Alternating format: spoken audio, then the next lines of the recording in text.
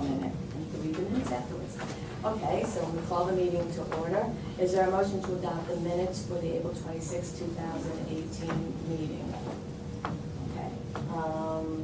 First of all, did anyone have any corrections? Two abstentions? Good morning. 3 abstentions? Okay, so,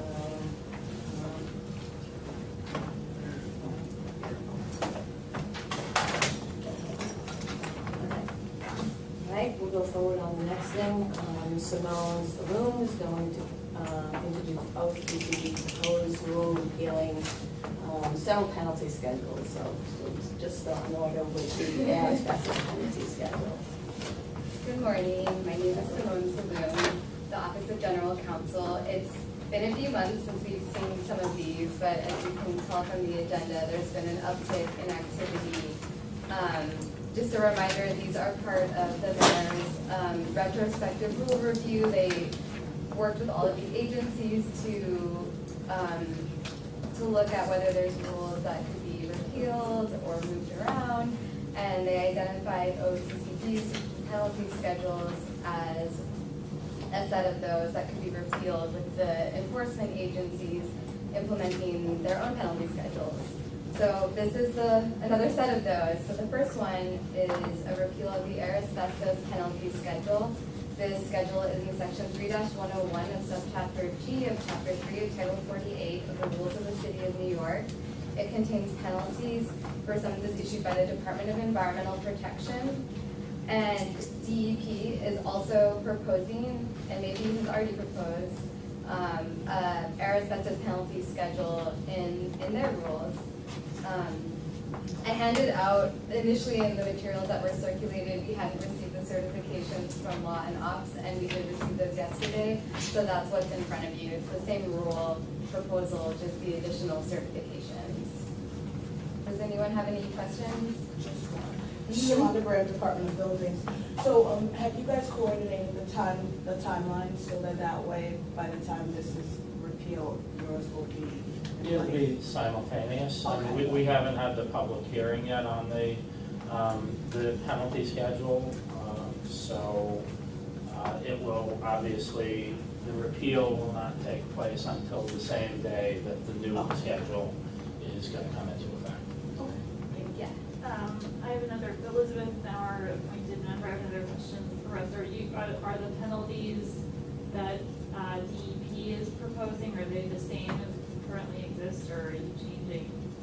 The penalties that we're proposing are exactly the same as in the existing schedule, except that because the rules are being revised and there are new sections being added to the rules, there will be infractions in the new penalty schedule in DEP's rules that don't exist in the current penalty schedule because they're not in effect yet. So the new rules, the new penalty schedule, and the repeal of the existing one will all be simultaneous. Any further questions? Okay, is there a motion to approve? Okay, and how many approve? 1, 2, 3, 4, 5, 6. Okay, how many against? Okay, 6 against. Any abstentions? How many people here? Okay.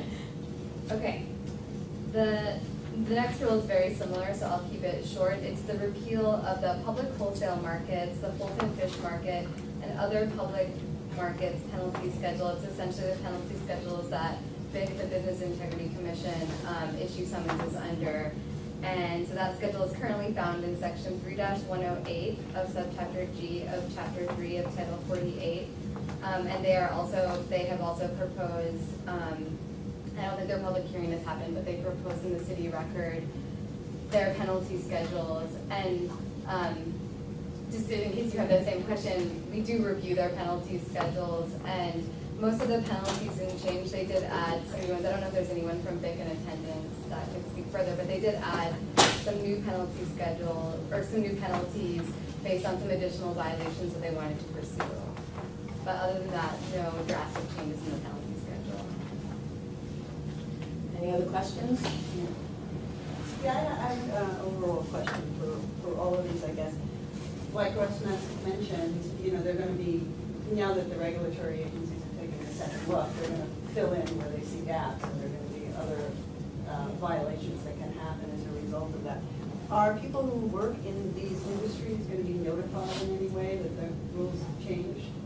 Well, under CAPA, pursuant to CAPA, BIC is required when they propose a rule to publish it in the city record, publish it in NYC rules, send emails to community board members, the media. But what about like people who are licensed or work or permitted or work in Right. these industries? Is there any way for them to find out that all of a sudden the penalties and the schedules are not what they were and now there's added ones, or do they just have to get them before they figure it out? Right, I can't speak as to what kind of outreach BIC does. I don't know if any of the other agencies present have knowledge of how they, yeah, go Yeah. ahead. I can't speak specifically for BIC, but I Shimon can just Graham. speak, Shimon Graham, Department of Buildings, but I can speak for city agencies. We rely on the CAPA process, just like, Oath would rely on that process, and I believe all agencies do so. Some agencies do have notices on their web and things like that, in addition to the New York City Like rules. DOB has a newsletter and stuff like that, but what about these other So I don't know. agencies? We, Yeah, I know we DOB can't does. speak to what the other agencies do. Well, Russ, you want to say? No, I mean, yeah, Russ Pecunes, DEP Legal. I mean, the reason that we're doing this is because there are changes being made to the asbestos rules, Right. which require changes to be made to the penalty schedule in terms of adding penalties for the new rules. So at that point, we're now taking it into our rules and they're repealing it from their rules. Right. The outreach that was done for the changes to the rules was that it was emailed to every asbestos abatement That's what I'm contractor talking in the about. city. Oh, that's great. Yes, and Okay. 50 people showed up for the public Yeah, hearing. okay, and- okay. Yes. So there was no. Ellen Cooper. Ellen Cooper, Department of Sanitation, there's a requirement in CAPA that you send, when you send the email to the community board members, the city council members, that you send it to interested parties. Yeah, that's. So that's the typically, part I you wanted know, to know. for And big, it the would likely license be, of the permit you know, or licensed whatever. carters or Right. whatever. Okay. Yeah. great. But It's for, the same thing for Department of Health. but I mean, just those of now are appointed member, I just want to note that, yes, for asbestos abatement, there's a limited pool of people, they have to have a license. A lot of rules apply to the general public, and there is not a defined group of people to email the proposal That's what it to, gets so. sticky. And most people don't read the city record on a regular basis, so. Yeah. I mean, I've said it many times on the record that as long as this board exists, there's a reason for having members of the public appointed to it as representatives of the people that don't usually participate in the CAPA process. So my view is that, we've had at least some oversight on behalf of the public of the penalty schedules, and that's why I oppose repealing them. But, I see both sides of it, but I think on balance, that's my position, as long as this board exists, which may not be for very much longer, but there was, at least at some point in time, there was a reason for it to exist. Yeah, and So- my concern is that outrage.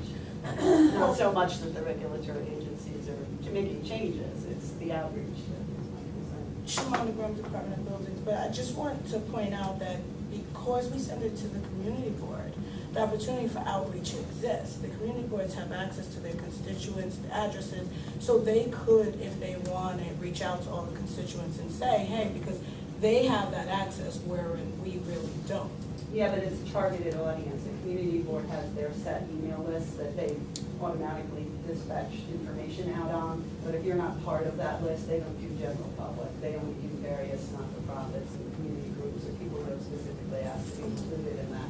So it is a limited audience. It's the general public that's really the issue. Because depending on what it is, like Elizabeth said, it can affect people in the general public, and they have absolutely no idea. So that's the concern. It's the outreach.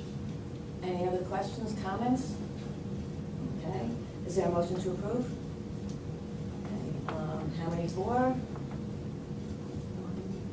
3, 4, 5, 6, 7. How many against? 2. go ahead, Matt, you go forward the first one.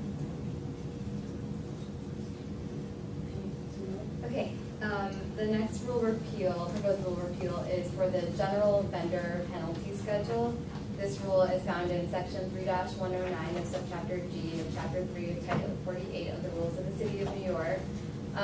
These rules the summonses under this penalty schedule are actually issued predominantly by the police department, but also by DCA in some cases. But DCA is the agency that has authority over this penalty schedule. So we worked with them, and they are proposing a penalty schedule within their own rules. We also collaborated with the NYPD on getting that penalty schedule promulgated. And again, that penalty schedule has very few changes.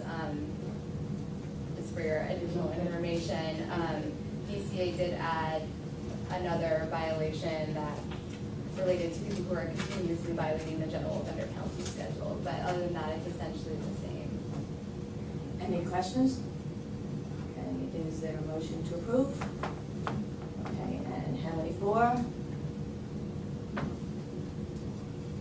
6, 7, how many against? 2. Okay, the last rule repeal, proposed rule repeal, is for the food vendor penalty schedule, the health code and miscellaneous food vendor violations penalty schedule, the health code lead abatement penalty schedule, and the public health law penalty schedule rules. These are essentially all of the penalty schedules that DOHMH issues summonses under. And they're currently found in sections 3-107, 3-110, 3-112, 3-17 of subchapter G of chapter 3 of title 48 of the rules of the city of New York. And DOHMH is actually proposing this in 2 different rules. They have created a new mobile food vendor rule.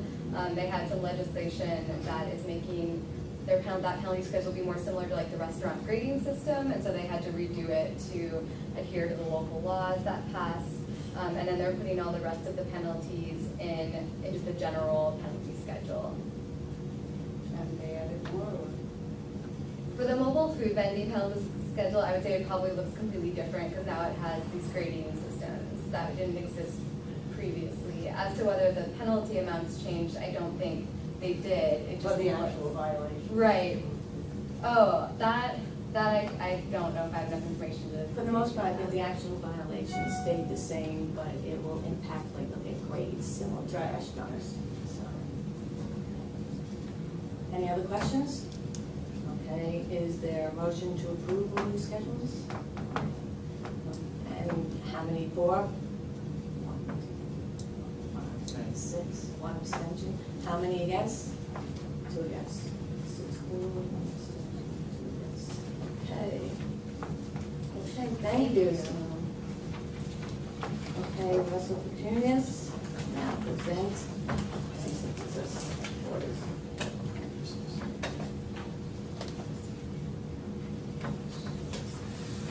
Hey, good morning. I'm Russell Petunias with the Bureau of Legal Affairs at the Department of Environmental Protection. For this board meeting, DEP has one request for a cease and desist order pursuant to the noise control code. This is for the Jehovah's Witnesses Kingdom Hall at 409 Central Park West. The HVAC unit at that location has been cited for violating section 24-227 of the noise code on 4 occasions in roughly the last year. Most recently on the 2nd of this month. Due to the repeated violations and continuing failure to come into compliance, the department is requesting that the board issue an order to cease and desist. Okay, any questions? Okay, is there a motion to move forward? Okay, and how many for? 1. It looks like everybody unanimous and The department is also requesting that the board issue a cease and desist order under the sewer code. This is for Gourmet Boutique LLC at 14402 158th Street in Queens. So this is a location that was originally inspected back in September of 2016.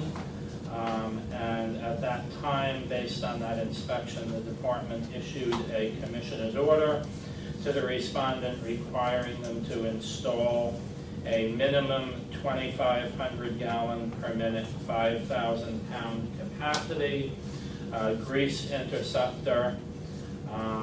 And after a series of subsequent orders and summonses, the respondent, having still not complied, was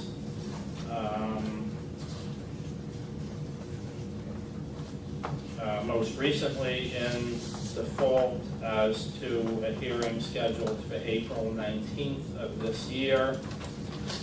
And since, over a period of 1.5 years since the original order, the respondent has still not come into compliance with the requirement to install the grease interceptor.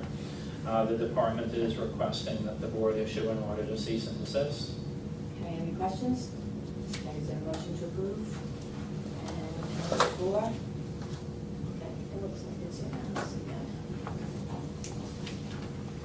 And lastly, the department is requesting that the board issue orders to cease and desist in 41 cases relating to the failure to install backflow prevention devices. In each of these cases, the building owner has been ordered to comply with the water code by installing the required backflow prevention devices. And in each of these cases, after the owner's failure to do so, the department has issued a summons which has been adjudicated in violation. These 41 building owners are still not in compliance with backflow prevention requirements. And each of these locations is therefore a continuing danger to the water supply. And the department is therefore requesting that the board issue cease and desist orders to each of these 41 building owners. Okay, is there a motion to approve? And so everybody approve? Yes, okay. And just to update the board on an issue from the last meeting with regard to water shutoffs, there has been a meeting scheduled, an internal meeting at DEP scheduled on this issue repeatedly over the last 2 months, and it has been repeatedly postponed, partially due to some personnel changes in the Bureau of Water and Sewer Operations. Just for clarification for the record, what was the address and such? Kelly, you It's did. Broadway 111 Street Condo. Correct. So no action has been taken with regard to that building at this time.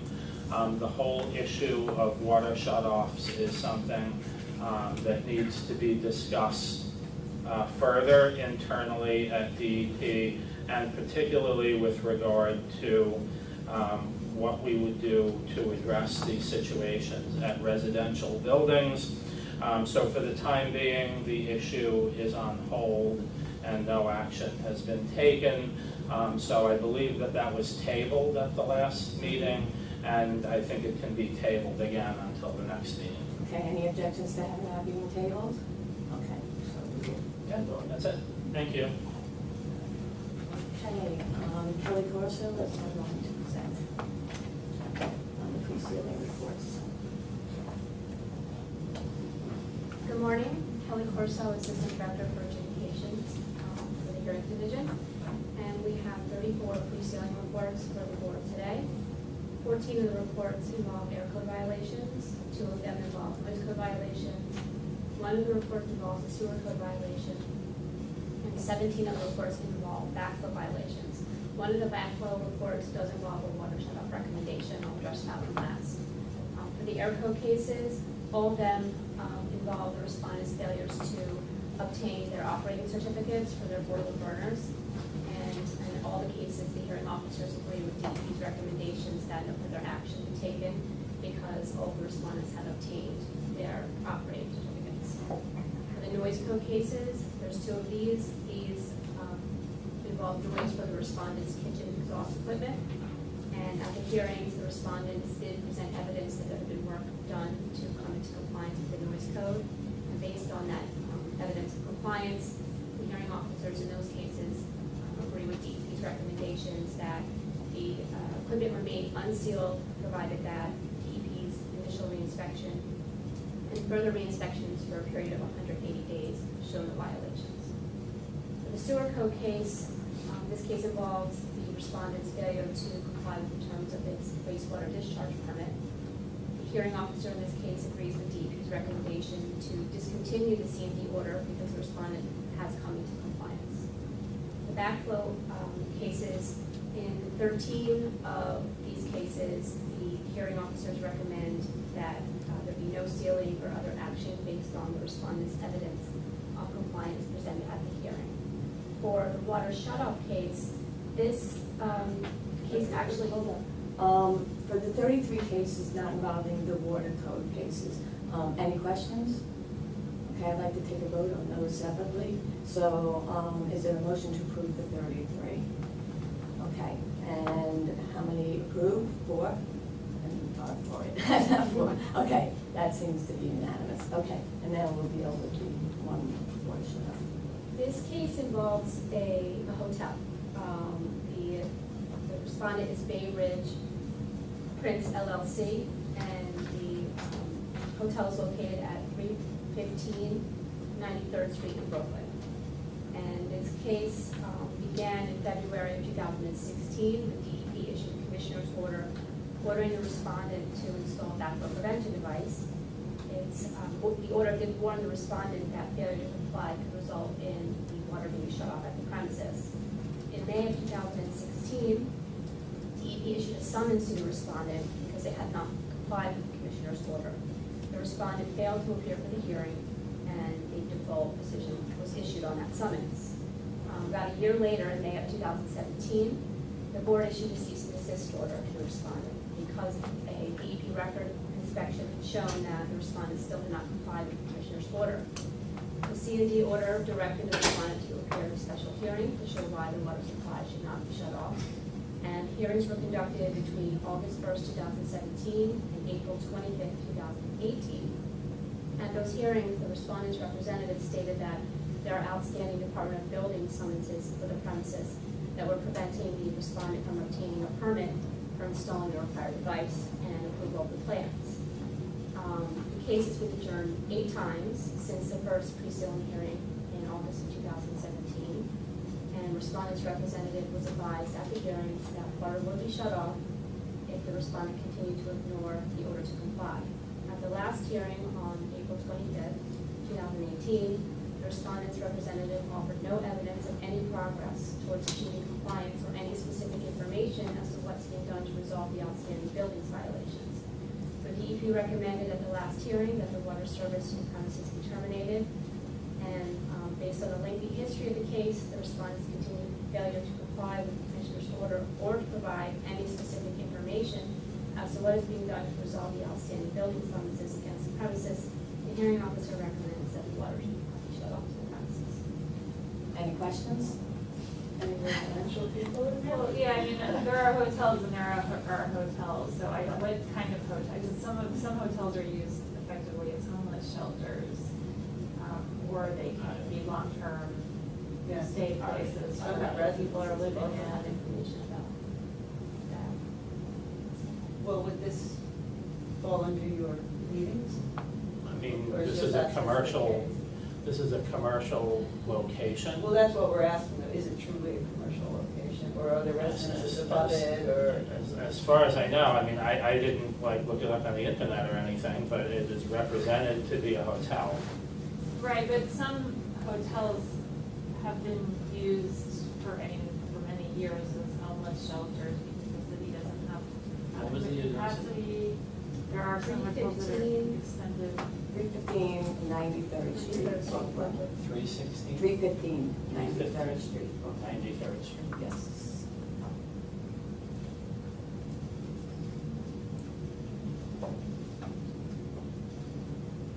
I don't know, I mean, I did,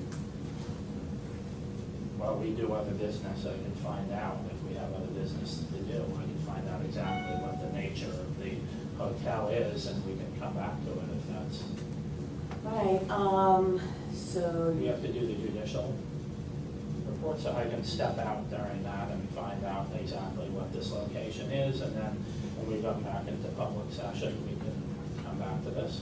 okay, any objections to that? Okay, so we'll put this off while we go into, public session and then come back to it. So is there a motion to go into, private session? Okay. I didn't vote on the adoption of the minutes and the proposed rules, the movement of the proposed rules. So I'm voting for everything that was presented, the adoption of the minutes and everything that Simone presented and Kelly presented, okay, and Russ presented. Okay, so for the record, that would be 8 instead of 7, 4. Okay? All right, we were in recess. Russ was going to find out what the property was that Kelly was discussing. And So what I was just able to find out in a few minutes is that the establishment is known as the Prince Hotel. It is in the Fort Hamilton neighborhood. It has apparently for years been a notorious location that is renowned for drug deals, prostitution, and other unsavory activities taking place in it. It is still, there was an article in the New York Times from 2 years ago which mentions the fact that the building apparently at that time had many thousands of dollars in unpaid fines and unresolved buildings department violations. There are current Yelp reviews for this hotel. Apparently it is extremely cheap to stay in, and it is frequented by people who are looking for extremely cheap hotel rooms. So that's what I was able to just find out in a few minutes. that was worth the phone call. The article also mentions that as of 2016, when the article was published, that there were long-term residents there. Some women had lived there for 30 years. There were an undetermined number of people who lived there for a while as permanent residents, and it was not clear at that point what would happen to those folks. So, you know, it's of concern. That's All right, any other questions? Okay, all right. This is for, just to be clear, this is for the water shut-off case at Bay Ridge Prince LLC, 315 93rd Street, Brooklyn. And so is there a motion to approve? Is there a motion to vote? Let's put it that way, okay? Do I have a motion to take a vote on this? Okay, I got a motion, okay. All right, here we go. How many for? Can I propose a suggestion? Yeah. Could we table this? Could there be some investigation done into whether there actually are long-term residents there still? Well, I mean, I think that we could certainly put this over for 2 months and send an inspector there. And if the history that I just read briefly on the internet is true, this place is never coming into compliance. It's either going to be left open without complying, or it's going to have the water turned off. There seems to be no prospect. This place has been notorious for years that it doesn't respond to any violations. I just But want- I mean, if we want to table it and But I send think an that- inspector, I then. think, I mean, but given that, then it doesn't seem, I mean, even if the water is shut off, do you think they're going to? There's an issue here, though. You have to remember why they're asking for the water to be shut off. The water is being asked to be shut off because there's no backflow prevention device there. I'm just pointing that out. Right. So because there's no backflow prevention device there, there's crap going into, excuse my French, there is bad stuff going into the water that the people in the area are drinking or having, you know, so it's polluting the water. No, it's not polluting drinking water. Well, Let's it's just be polluting the clear. water. Drinking Yeah. water comes Okay, from it's upstate New York. polluting, yes, but it is pollution that's going It into the is system. possible Just pointing that that out. it can backflow. The backflow prevention device is only to prevent a problem from happening. It's not like it's being continuously polluted. It doesn't work like that. So, you know, that's not the case, yeah. And, Right, you but know, this there's is- resident, I'm not understanding what you said before, I can't reconcile it with this. I thought that there were internal meetings going on with DEP to try to figure out how you're gonna handle situations that are residential. in But terms there of was no water shut-off. indication that this is, it's an operating, functional hotel. Well, I know, but The fact that there may be people who have stayed. stayed in the same hotel room for 10 years is not, it doesn't make it residential, it's a hotel. Well, it's like a hybrid, because if there are long-term residences there, they're obviously there because they have no money. Well, but there are also long-term residents at the Waldorf Astoria. Does that mean that we're not going Yeah, to but turn those off the people are- water are- to the Waldorf they can afford Astoria? that. I mean, Different. That's I a mean- different group of people. Yeah, very different. All right, you want to table this till the next meeting, and you'll do some more research, and you'll send something out, okay? Okay, so, yes, So Russ, you're saying that if we table it and, you know, you send somebody out there and they find that they're long-term residents, Our position is still going to be Essentially, your that position is that gonna be it should be, because they're never going to come into compliance. So, and there's no way to make them come into compliance without, Why is I there? mean, either you're going to say there's long-term residents there and therefore there's nothing that can ever be done to get them to come into compliance, because this place apparently doesn't care about fines and doesn't care about having unresolved violations, so. The issue is safety. Deborah Scott was, Yeah, Scott, pointed them. The issue is safety, right? We're trying to protect people in this place. So how is shutting off the water protecting them? Maybe we need a mechanism, like was discussed last time, whereby DEP can install or have DEP No, install I've these backflow inquired, preventers that's and not go going to through the happen. Department of Finance and tax these The people. city They don't pay is- their taxes, then they get foreclosed on. The city is not going to pay for capital improvements for building owners' commercial properties because they simply refuse to take care of those properties. But they're doing They- it now with facades. Hmm? They're doing it now with facades. There With are what? facades, the facades of buildings. That are in danger of. Correct. They go Causing in debris. under emergency measures, they scaffold the building, they do what they need to do, and they backfill the To owner. protect the public. To And protect then, the but, public. so you're gonna that's what we're backbuild this talking owner about. and it's gonna be uncollected until the end of Not if time. you do it through the Department of Finance, then they get foreclosed on. all right. I mean, I think there are certainly legitimate questions with regard to actual residential properties, but this is a hotel. As But far then- as I can tell, it's a hotel. I am certainly willing to send an inspector to confirm that it is a hotel, which there doesn't seem to be any doubt about, but if everybody wants us to re-inspect, we'll re-inspect it, but I cannot imagine that DEP is ultimately going to take any other position that this place's water should be shut off unless they comply. That's, So, do you want us to take a vote on this today, or do you want I us mean, to we can table take a it? vote on it today, and if the vote is to table it, then Well, that's table it. okay, so that's the issue. Okay, so do we want to table this? Is there a motion to table this until the next meeting? Okay, all right, how many are for tabling it?